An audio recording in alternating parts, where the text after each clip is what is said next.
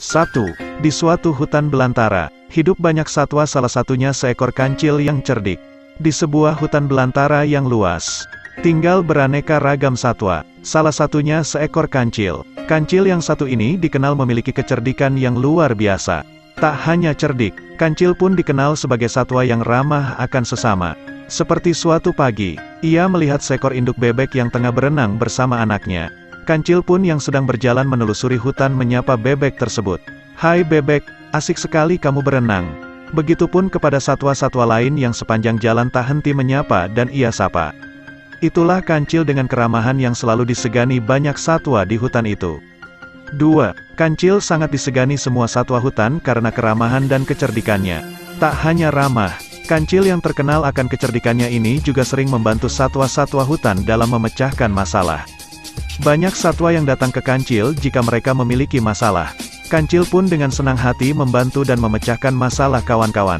Seperti suatu ketika, saat tengah berjalan menelusuri hutan, ia menemukan 3 ekor anak ayam yang terperangkap di dalam lubang yang cukup dalam bagi mereka. Kancil pun segera menghampiri anak ayam itu dan turun ke lubang tersebut untuk membantu mereka yang terperangkap. Setelah masuk ke dalam, kancil membungkukkan badannya dan meminta anak ayam itu untuk menaiki tubuhnya. "Ayo, kalian bisa naik ke tubuhku. Jadi kalian bisa keluar dari ini dan bertemu induk kalian," ucap kancil ramah. Setelah semua anak ayam berhasil naik ke tubuhnya, kancil pun melompat keluar lubang dan berjalan menemui induk ayam yang tengah kebingungan mencari anak-anaknya. Ia pun melepaskan ketiga anak ayam tadi kepada induknya. Sang induk pun sangat senang dan berterima kasih kepada kancil yang sudah membantu anak mereka. Tak hanya induk ayam, ketiga ayam tadi juga bersorak kompak mengucapkan terima kasih kepada kancil. "Terima kasih Tuan Kancil," ucap ketiga anak ayam itu girang. 3. Kancil melihat pohon buah-buahan di seberang sungai dan ingin menyeberangi sungai deras itu. Setelah berjalan-jalan, kancil pun mulai merasa lapar. Ia menepi untuk memakan rumput yang ada di sekitarnya. Setelah makan rumput, kancil berkata, "Rumput saja ternyata tidak membuatku kenyang." Kancil kemudian terus berjalan di tengah teriknya matahari hingga dirinya tiba di sebuah sungai yang ada di dalam hutan. Ia mendekati tepi sungai untuk sekedar menghilangkan dahaga setelah berjalan-jalan dan makan tadi. Setelah puas minum, kancil yang tengah memandangi sungai langsung berbinar ketika melihat sesuatu yang menarik ada di seberang sungai.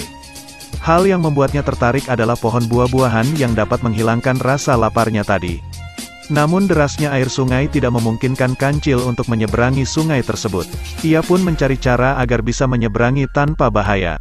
Sampai suatu ide ia dapatkan, yaitu dengan mengelabui buaya-buaya yang ada di sungai itu. 4. Kancil menyeberangi sungai dengan mengelabui para buaya yang ada di sungai. Seekor buaya keluar ke tepi sungai menghampiri kancil yang terlihat senang. "Hei kancil, ada apa kamu ke sungai? Apa kamu mau menjadi santapan kami?" tanya buaya itu pada kancil. Kancil pun menjawab pertanyaan buaya dengan senang hati. "Aku mempunyai berita baik untuk kalian semua. Aku membawa daging segar dari raja dan diperintahkan untuk menghitung jumlah buaya yang ada di sungai. Kalian cukup berjajar di sungai dan nanti akan aku hitung." Merasa senang mendengar kabar kancil membawa daging segar untuk ia dan teman-teman buaya lainnya. Buaya tadi kemudian menyanggupi permintaan kancil dan memanggil seluruh buaya yang berada di sungai untuk berjejer hingga membentuk jembatan. "Sudah siap," kata semua buaya bersemangat. Kancil pun dengan girang melompati buaya dan pura-pura menghitung buaya-buaya yang sudah berjejer membentuk jembatan itu.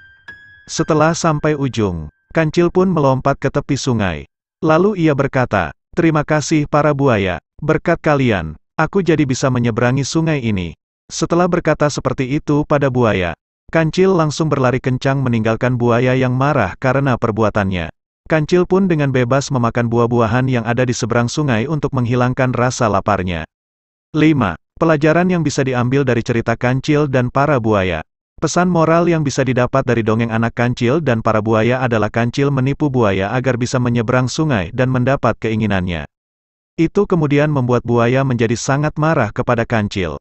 Ini bisa menjadi pembelajaran bahwa semua perbuatan jelek hanya akan menambah musuh. Jadi lebih baik menggunakan kecerdasan hanya untuk hal-hal baik saja agar lebih banyak orang yang menyegani.